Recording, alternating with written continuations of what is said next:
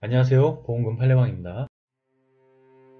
우울감, 무기력감, 불안감 등을 겪다가 봉지에 질소를 주입하여 사망한 경우 주요 우울장애 및 자유로운 의사결정을 할 수 없는 상태로 감정되었다면 자살사망보험금은 부책인지 여부에 대하여 서울중앙지법 2020 가단 5318-019호 토대로 면밀히 살펴보도록 하겠습니다. 기초사실, 망인은 2020년 6월 27일 오전 10시 40분경 주거지에서 사망한 채 발견되었는데, 당시 망인은 머리에 비닐봉투를 쓰고 있었고 주변에서 질소 가스통, 가스 조절기 등이 발견되었습니다.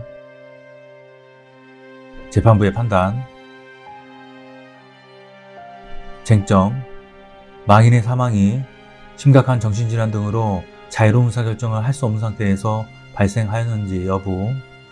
망인은 사망 당시 만 22세의 대학생으로 2019년 9월경 남자친구를 만나 교제해 오다가 2019년 12월경 헤어진 후 우울감, 무기력감, 불안감, 의욕저하, 무가치감, 죄책감, 식욕 감소 등을 경험하였습니다.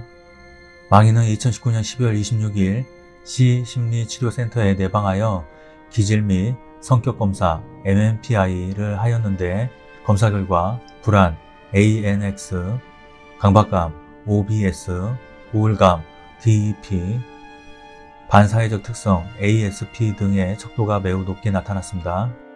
이후 망인은 2020년 1월 17일까지 시심리치료센터에 내방하여 심리상담을 받았습니다.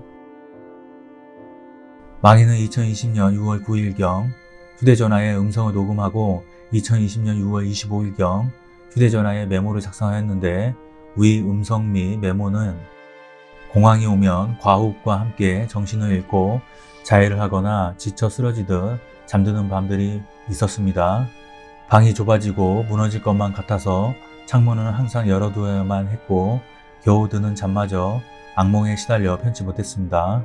스스로를 향한 실망감, 분노, 회의감, 무력감, 나를 사랑하는 사람들에게 느끼는 죄책감, 외로움, 이러다 영원히 회복할 수 없을지도 모른다는 공포 속에서 서둘러 정상인 상태로 돌아가라고 직감적으로 종용받는 상황 등이 망인이 겪은 정신적 고통에 대한 내용이 포함되어 있습니다.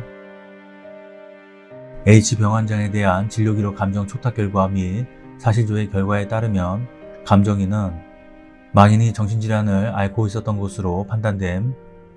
망인의 우울증은 여러 증상으로 보이고 그 강도도 매우 고통스럽고 스스로 다룰 수 없었던 것으로 보이며, 증상이 사회 직업적 기능을 뚜렷이 방해했던 것으로 추정하여 증상의 정도는 고도로 판단됨.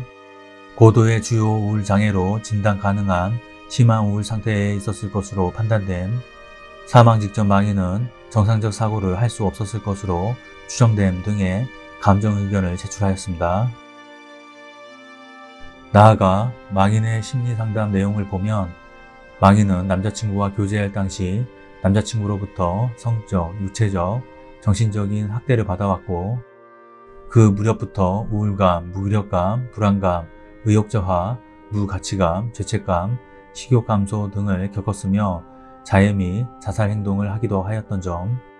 망인은 2020년 1월 17일 심리상담 이후 상담을 중단하였고, 이후 위 우울증 증상이 호전되었다고 볼 만한 사정을 찾아볼 수 없는 점.